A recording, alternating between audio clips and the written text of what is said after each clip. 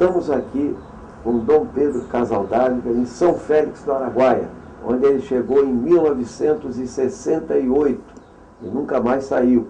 E é uma figura exemplar na luta contra a ditadura, na resistência dos povos da floresta, os camponeses, os indígenas, pelos direitos do povo brasileiro excluído. Então, vamos hoje conversar com Dom Pedro Casaldáliga.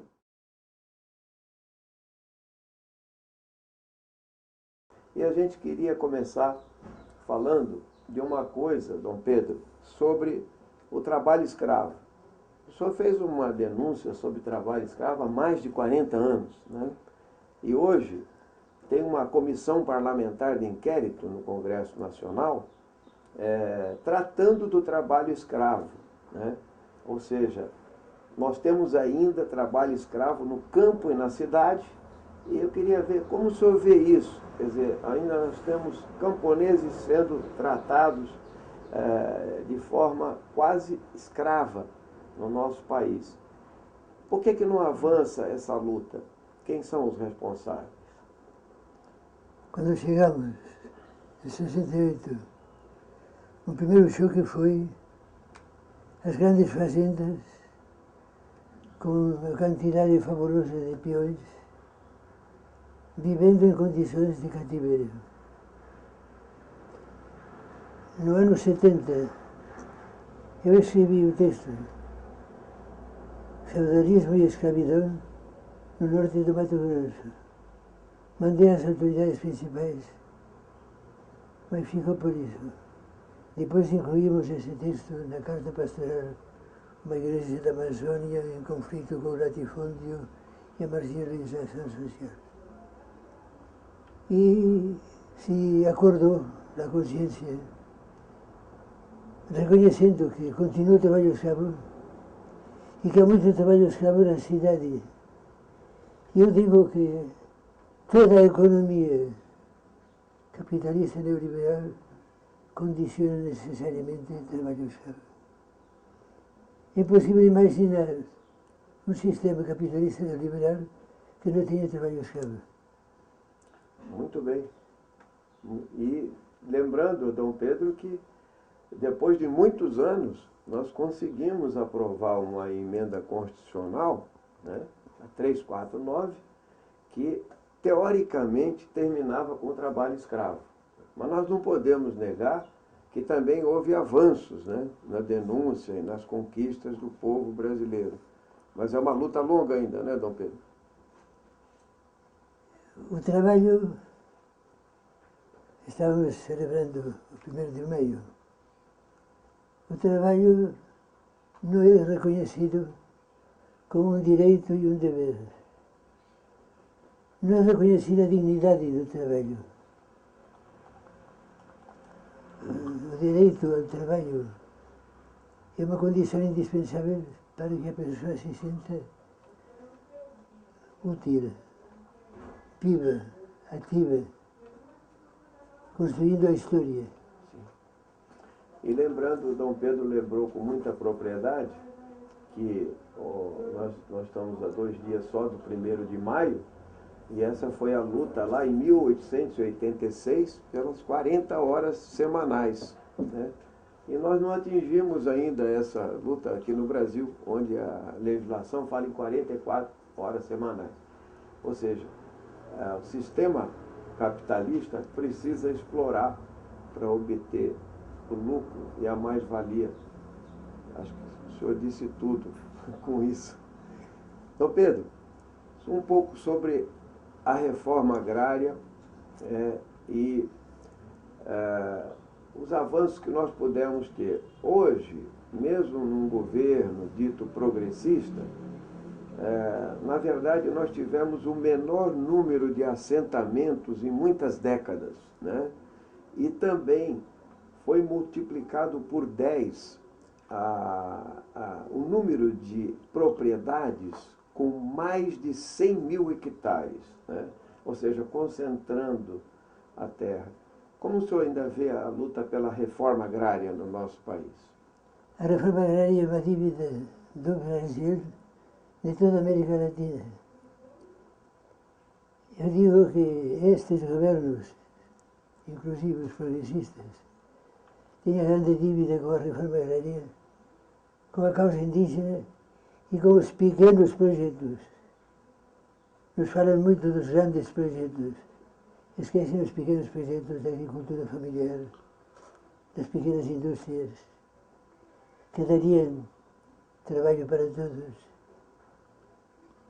A reforma agrária supõe uma reforma política fundamental. Senão não se faz a reforma agrária. O agronegócio não permite. Perfeito. E essa é a questão. O crescimento do agronegócio no Brasil, Dom Pedro, da substituição do grande latifúndio pela agricultura, monocultura extensiva, né, que é uma nova forma de concentração da terra ligada à exportação, colocou a seguinte questão, né, que eles, inclusive, tergiversam para o povo brasileiro, dizendo que eles é que colocam a comida na mesa do trabalhador e na gôndola do supermercado. Como o senhor vê essa questão da monocultura e do modelo exportador brasileiro? É um modelo de dependência. É um modelo de minimização do trabalho agrícola. O agronegócio é homicida, é ecocida e suicida. Enquanto partamos para o agronegócio, é evidente que não podemos partir para a reforma agrária. Seria bom que se pensasse mais no sistema. Esquecemos que estamos sob o domínio do capitalismo neoliberal. O capitalismo clássico necessitava do trabalho. O capital dialogava com o trabalho. Agora não precisa. Pode prescindir do trabalho. Sobra mão de obra. Se enchem os países do primeiro mundo também de desempregados. A juventude não tem perspectiva. Inclusive, falando nisso e sabendo da sua luta de tanto tempo em defesa da floresta, o que significa também estar do lado, claro, objetivo dos povos indígenas, como o senhor viu essa organização dos ruralistas do agronegócio para mudar o Código Florestal brasileiro? É uma espécie de subpartido capitalista que se apodera do Congresso. E o governo atende às demandas dos ruralistas como uma primeira exigência para a produtividade, para a exportação. E esquece as pequenas demandas. Os 70% do alimento que vai às mesas do povo é dos pequenos. E não se reconhece esse serviço fundamental. Sem dúvida. Dom Pedro, como você vê essa questão exatamente da governabilidade? Porque à medida que se cedeu aos ruralistas na mudança do Código Florestal, eles criaram uma imensa liberdade para avançar sobre os direitos dos povos da floresta, como é o caso da Emenda Constitucional 215, né, que traz para o Congresso Nacional a possibilidade de demarcar áreas indígenas, quilombolas e as unidades de conservação. Então eles criaram asas, né? Como o senhor vê a postura do governo e dos ruralistas e como reagir a isso? Reagir, em primeiro lugar, tomando consciência e espalhando essa consciência pelo país todo. Os meios de comunicação estão a serviço do ruralista. E o que o povo vê, o que o povo escuta na televisão é a favor das vozes, como a de Cátia Abreu. Deixa o povo na inocência. E quando se defende o direito dos povos indígenas, parece que se ataca o progresso do campo. Muito bem. Dom Pedro, e a resistência dos indígenas, como foi aquela movimentação, aquela organização para pressionar o Congresso Nacional? Como o senhor viu isso? Vejo, numa visão mais ampla, que os povos indígenas têm adquirido uma nova consciência na sua identidade. Se estão organizando. Quando eu cheguei aqui à América Latina, quase 50 anos atrás, os povos indígenas não se pronunciavam. Eram ignorados. Países com maioria indígena, como Bolívia ou Guatemala, apresentavam o país como tendo apenas uma minoria insignificante da população indígena. Agora, há muitas organizações indígenas. Na Guatemala, há inclusive a Academia das Letras Maia. Há organizações nacionais e continentais. Dos indígenas. Quando eu cheguei aqui no Brasil, se dizia que tinha 150 mil índios. Agora a própria FUNAI reconhece que tem 1 milhão de pessoas indígenas. Tem crescido em consciência, tem crescido em reivindicação. Mas está muito difícil ainda a luta. E casos escandalosos, dramáticos, como os Guarani Kaiowá. No Mato Grosso do Sul. Que é uma verdadeira vergonha nacional. Para atender o latifúndio da religião, se massacram fisicamente os pequenos indígenas.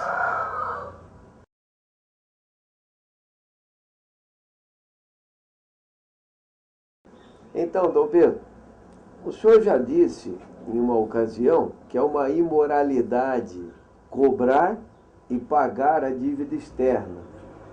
Hoje, a nossa dívida pública externa mais a interna, com os banqueiros, passa de 2 trilhões. E nós pagamos metade do orçamento do que se arrecada de impostos para pagar juros e amortizações. Com isso, falta para todo o resto. Como o senhor vê essa questão desse modelo, que obriga o país a pagar tanto, né, de dívida pública? Nega o país e canoniza os bancos.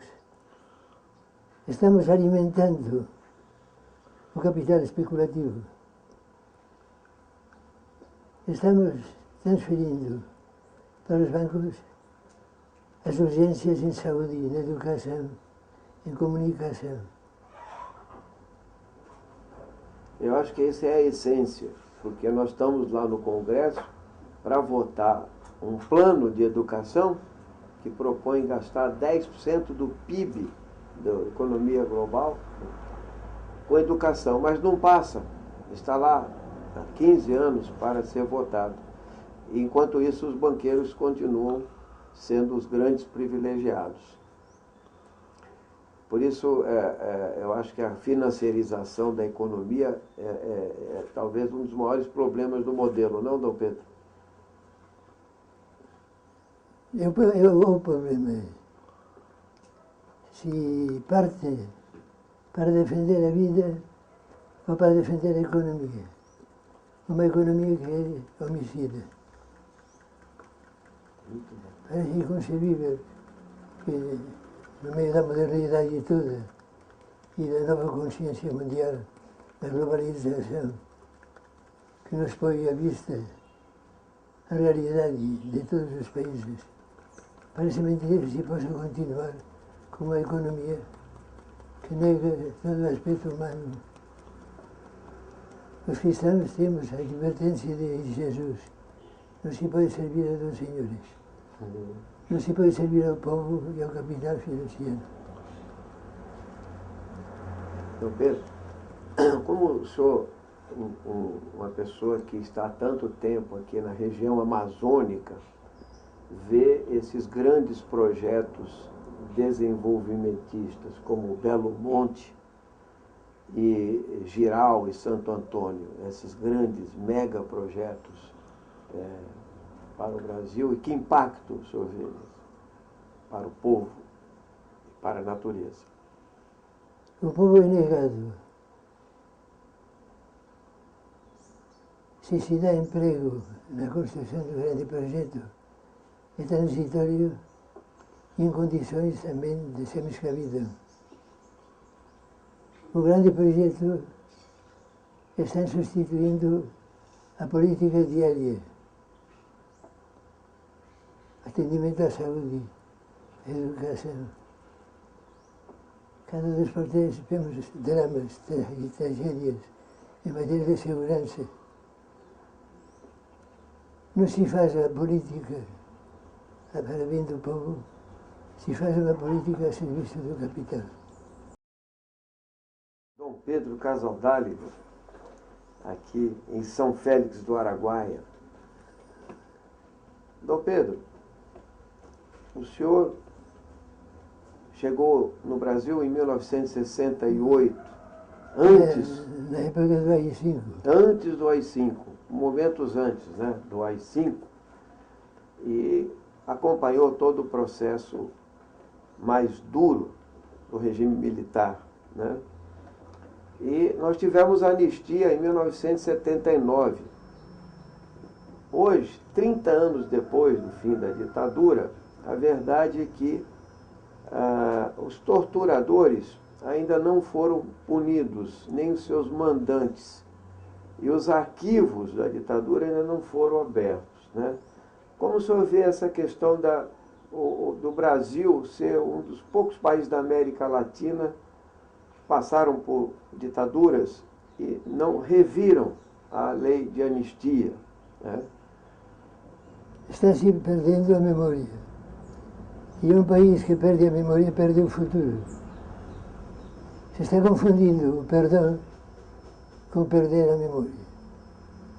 Se pode perdoar, se deve perdoar, mas se deve fazer justiça. As vítimas têm direito a ser escutadas. O país não poderá estar com a consciência tranquila enquanto não se faça essa justiça, atingindo a quem for preciso atingir, sem revanchismos, mas com clareza e constância. O senhor acha que essa Comissão da Verdade, que foi criada no governo atual, tem condições de aprofundar e trazer à tona muitos aspectos da ditadura que não foram revelados ainda?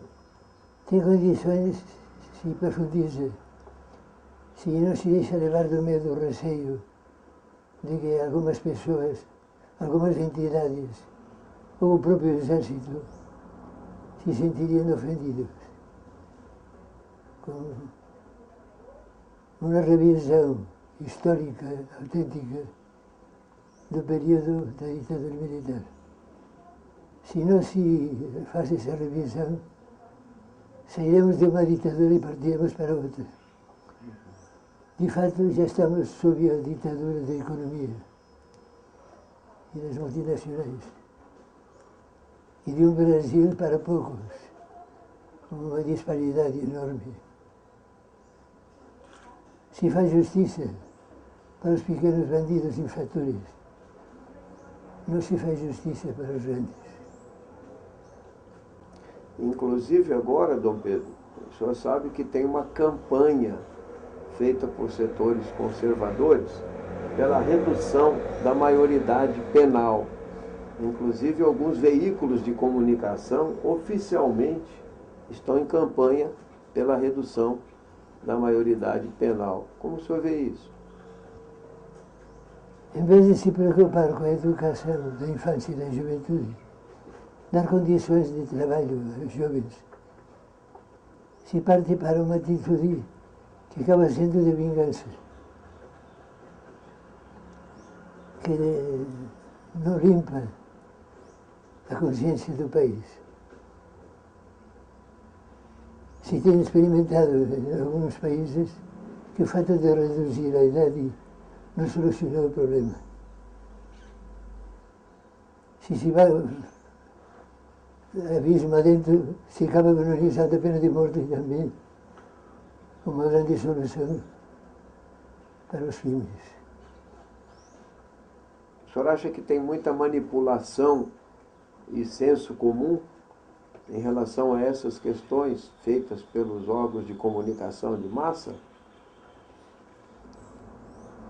O povo lê um tipo de jornais, vê um tipo de televisão, e todo esse tipo de informação é a favor de uma injustiça que chamam dura.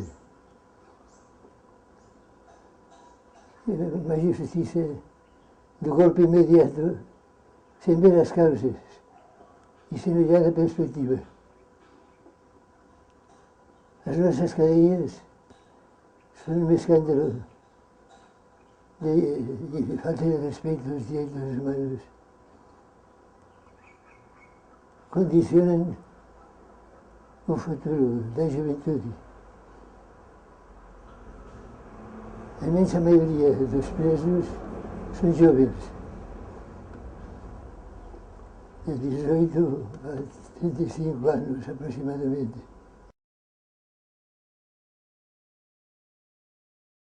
Dom Pedro, agora nós vamos falar um pouco sobre a América Latina.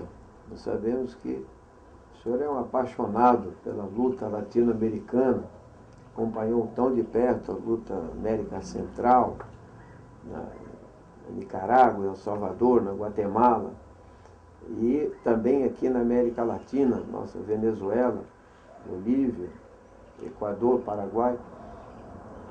Como você vê a luta bolivariana na América Latina nesse momento? E o que a perda de Hugo Chávez pode representar para a luta latino-americana? Estamos melhor de consciência latino-americana hoje que ontem. Cresceu a consciência. Cresceu a consciência de que somos uma pátria grande. A consciência de continente e as ilhas. Hugo Chávez, com uma voz e um jeito agressivo e esperançado ao mesmo tempo, deu uma contribuição.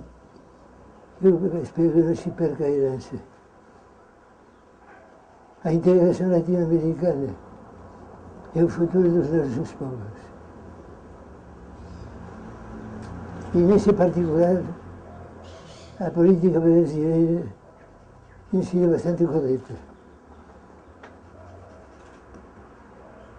De integração latino-americana. E hoje o imperialismo é mais controlado. Nos Estados Unidos já não tem aquela liberdade que tinha uns anos atrás.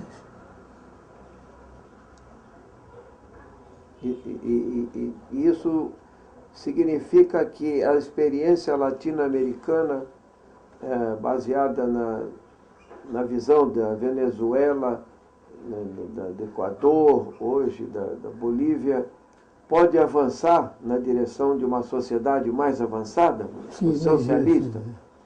Sim, não tem dúvida. O senhor sabe a importância, e tem comentado, da Revolução Cubana, que é um marco, né, do século passado. Como o senhor vê ainda essa experiência que produziu uma grande luta latino-americana com lideranças como Fidel Castro e Che Guevara? Abriu um espaço de conscientização, de organização e de reivindicação. Foi o prólogo de toda essa movimentação latino-americana que veio depois. Houve excessos humanos conjunturais, mas tem que reconhecer que na consciência latino-americana, na consciência do direito, da justiça, na atenção às necessidades primárias, Cuba dá um testemunho, solidarizando-se com os outros países da América Latina e de África. Nós já estamos com 10 anos, né, de um governo que criou muita esperança, muita expectativa positiva para os trabalhadores, para os despossuídos, né, que foi o governo Lula e o governo Dilma. Já são 10 anos de experiência. Como o senhor vê, poderíamos ter avançado mais, muito mais? Como está essa situação hoje? O que eu disse desde o início, enquanto estemos a serviço do sistema, não sei se pode avançar mais. Porque o que impede que a economia do país esteja voltada para o povo é o sistema a quem servimos. Se tem feito alguns gestos significativos, tem melhorado a condição de vida de muitos brasileiros e brasileiras, mas o governo continua estando a serviço do capital internacional. E o senhor acha que isso não muda a consciência do povo, então, né? Nós estamos tão longe ainda de ter uma consciência de classe avançada no Brasil? Estamos longe, sim. Perfeito.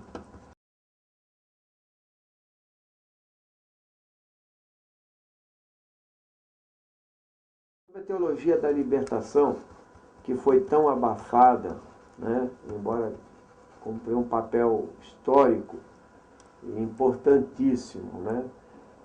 O senhor vê a possibilidade de um ressurgimento com força de uma igreja de libertação, Está ressurgindo. com o novo Papa?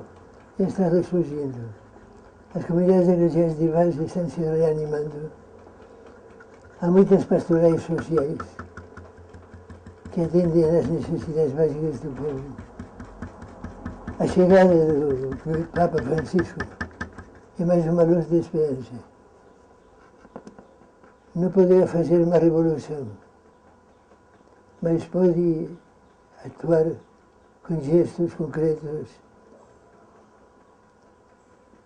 que corrigem a centralização excessiva, as dificuldades, as ambiguidades da Cúria Romana, que se dê ao leigo e à leiga, sobretudo, o lugar que merece. Que não se proíba falar de problemas que são problemas do povo.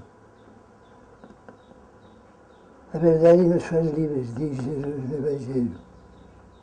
E ocultar a verdade nos faz escravos. A igreja tem que ser mais transparente, tomando consciência de todos de que todos somos igreja. Não é o Papa só e os bispos, os padres religiosos. Todo católico é igreja.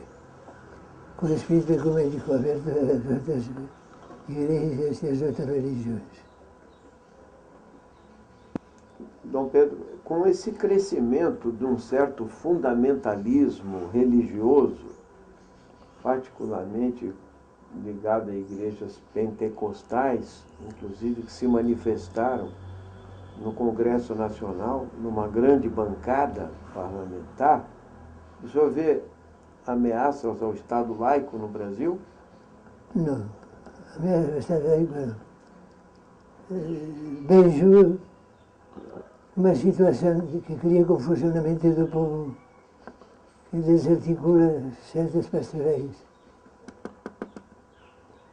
que estimula que a reação seja fundamentalista também. Dentro da Igreja Católica há atitudes que são fundamentalistas, que privilegiam uma religião de celebração de cultos e não a vinculação de fé com a vida. Uma religião comprometida com as causas do povo, que são as causas do reino de Deus. E nesse aspecto o senhor vê a possibilidade de um diálogo interreligioso? E está se dando em certos setores. A teologia interreligiosa já é uma realidade. Vai lento, porque a consciência tem sido uma formação fundamentalista. Fora da igreja não havia salvação. E nós tínhamos a verdade toda. Agora temos mais consciência de que a verdade nos tem. Não somos nós que temos a verdade. Muito bem. Seria possível e desejável uma igreja sem o Estado do Vaticano? Hoje se faz essa revolução. Deveria ser o primeiro passo. Suprimir o Estado do Vaticano, que o Papa não fosse chefe de Estado. É muito incômodo. Se o Papa não fosse? Chefe de Estado. Ah, chefe de Estado. É muito incômodo pensar agora na nova vinda do Papa ao Brasil. Mesmo que se diga que é uma visita pastoral, mas ele é tratado como chefe de Estado. E as outras igrejas, as outras religiões têm direito a reclamar, a reivindicar igualdade para todos.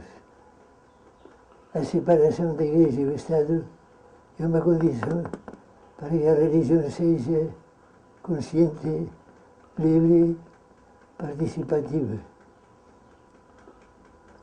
Somente com o espírito ecumênico se poderá conseguir que a igreja saia do reduto e que evangelize verdadeiramente. Muito bem. Dom Pedro, hoje a participação da juventude no Brasil, e nós somos um país de muitos jovens, né? Nós podemos dizer que ela tem sido abaixo do que seria o desejável, né? Participação dos jovens na vida social, política, né? Que recado o senhor mandaria para essa juventude brasileira hoje, para as grandes mudanças que o Brasil necessita? Como o senhor veria isso? Que tome consciência de que é juventude, de que eles não são no futuro, senão são no presente, de que têm direito, sobretudo, a bens fundamentais, da saúde, da educação, da comunicação, que não se deixem comprar facilmente, que façam da sua vida um protesto, uma reivindicação, uma militância. E os que são cristãos, que recordem a dita daquela camiseta. É fácil trazer o Cristo Jesus no peito. O difícil é ter peito para seguir Jesus. Uma pergunta ainda sobre a religião, Dom Pedro. A teoria A teoria não. A teologia da prosperidade abençoa o enriquecimento ilícito? Falar de teologia da prosperidade é negar a teologia da cruz. O Evangelho não nos promete prosperidade, nos promete justiça, paz, liberdade. Nos promete o reino de Deus. A prosperidade está sendo considerada como um milagre permanente da providência de Deus sobre algumas pessoas que venderam a sua consciência e se aproveitam das necessidades dos pequenos, prometendo milagres que Deus não faz. O grande milagre que Deus faz, que acompanha, é a dignidade da pessoa humana, o respeito da criação, um futuro para o universo inteiro. É muito lamentável que o povo pobre ache que está sendo castigado por Deus. Foi castigado na miséria, na marginalização. Sendo que a opção do Deus de Jesus, que nós veneramos, é a opção pelos pobres. E chama de bem-aventurados os pobres. Não aos que nadam em prosperidade, mas aqueles que nadam em justiça e em paz.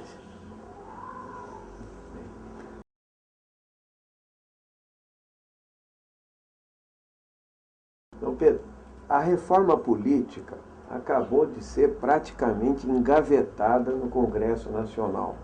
Ou seja, participação popular, financiamento público exclusivo de campanha contra o poder econômico no processo eleitoral. Em relação aos grandes escândalos de corrupção que aparecem na grande imprensa brasileira, como o senhor vê essa questão? Quer dizer, da onde brota a corrupção? Que reforma política seria necessária? Rever todo o sistema político. Rever o sistema dos partidos. Lembrar que a política é uma só para todo o país e acaba sendo uma só para o mundo. Não podemos transformar o Brasil isoladamente se não fazemos questão de nos incluir na reivindicação com todos os indignados da terra. A impunidade canonizou como destreza, como esperteza, o que é latrocínio que rouba e mata o povo. No momento de crise forte na Argentina, o grito de guerra era que se vayan todos. É difícil encontrar políticos honestos, coerentes. Espero que vocês todos sejam. Procurando a justiça e a paz, a serviço do povo. Agora, sobre os meios de comunicação, onde nós vemos assim, imensa concentração da informação política no nosso país e a propriedade dos meios de comunicação na mão de poucas famílias, né? Como o senhor vê essa questão está ligada à concentração da mídia no nosso país? Que papel isso tem na dominação de classe? Tem um papel fundamental. Priva o povo de consciência. Condiciona os votos quando chega a hora da campanha. Faz com que a verdade não se possa ouvir. E o povo acaba pensando que é próprio da política ser corrupta. Estar político aqui no sertão era estar brigado com alguém. Parece que na consciência nacional e internacional apagada, política é, por natureza, corrupção e mentira. Nós deveríamos gritar também que se vayan todos. eu fiquei uma consciência clara e uma vontade sincera de trabalhar pelo povo. Aqui, às margens do rio Araguaia, tão lindo, que mensagem de esperança o senhor mandaria para o povo brasileiro? Eu tenho repetido a palavra de um soldado espanhol. Somos soldados derrotados de uma causa invencível. As nossas causas valem mais que a nossa vida, porque são as nossas causas as que dão sentido à nossa vida. Que levantemos a esperança. Pode faltar tudo menos a esperança. Acreditamos na vida, acreditamos no Deus da vida, acreditamos na vida do povo. Bem, nós estamos terminando essa entrevista com Dom Pedro Casaldáliga e eu só posso dizer, esse é Dom Pedro Casaldáliga, nosso amigo, camarada, companheiro do povo brasileiro. Bispo emérito, besta do museu. Bem-humorado, sarcástico, com uma imensa profundidade. Pois é, continue. Muito obrigado, Dom Pedro. Continue valente. Muito obrigado. Faça jus ao seu nome. Vamos dar um abraço aqui, companheiro. Isso é para mim um privilégio estar com você aqui. Muito obrigado pelo seu esforço, pela nossa entrevista.